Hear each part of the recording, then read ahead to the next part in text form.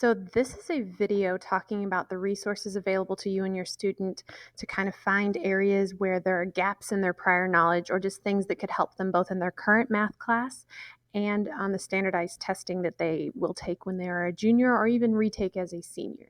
So this is from ixl.com.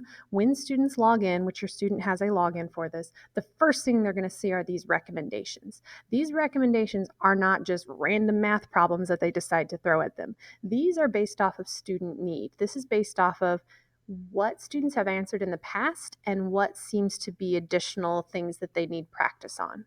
So this diagnostic, the first tab that it opens them on is the learning. The diagnostic is the tab right next to it. If they select that tab, it will open up this screen here.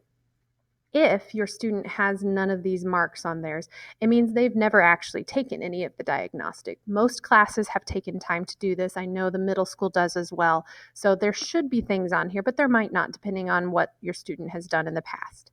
But no matter what, stepping into the arena is not something that a teacher will grade their work on, but it is something that gives them additional practice. So if you and your student are trying to figure out where the gaps in their knowledge, where the holes are that they can get filled in to do better in math in general, this is where they need to go. So if they click on that button, it'll generate practice questions for them.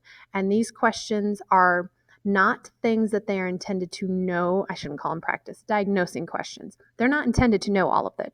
They're intended to diagnose what they are good at and what they are not, what they still need additional help with.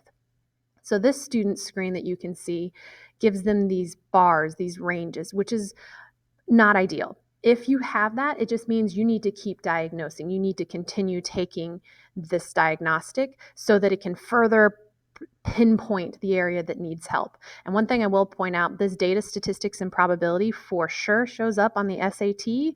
And unless your student chooses to take a statistics class their senior year, a lot of it just doesn't get addressed in, say, a geometry class or an algebra class. We've tried to supplement some in, but if your student's really trying to focus hard on getting that SAT score that they want, this is a good place to find this information on. So you, again, don't want to see this range of numbers. What you would like to see looks like this. For example, not all of them. This is not a range. Sorry, this is not a pinpoint. You want a pinpoint like this. So this is showing that the student has taken enough of the diagnostic that we can precisely say this is from the numbers and operations category, the level where the student has achieved. This is the measurement level the student has achieved. Not all of them can get all the way up to this upper level. If you can kind of get really close to your screen, you can see this has this little break in the line. It's because fractions, you can only score between these two areas. So you will never, no matter how much you make your student practice this, they will never get a pinpoint up here. Likewise, measurement, it stops here. There's a break in this line. So there are limits to how far along that line they can get.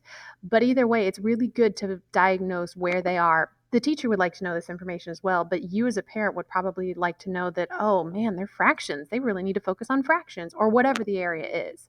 And once you've taken enough of the diagnostic, you'll see these recommended skills. Again, that is the recommended skills that occur when they first log into IXL. That's what generates these problems. So whether or not your teacher is talking about the surface area of a cube, the SAT might. And if you don't remember how to do it, this is a place you can go to practice that. And if and when you miss it, it'll suggest helpful tips for how you would do it. It'll help you solve it so that you can do it right the next time. So those recommendations, again, are based off of these diagnostics. What your student personally, you'll notice this student's diagnostic page appears different than this student's diagnostic page because it's individualized for the student. So it's helpful information for the parent and ideally helpful for the student as well.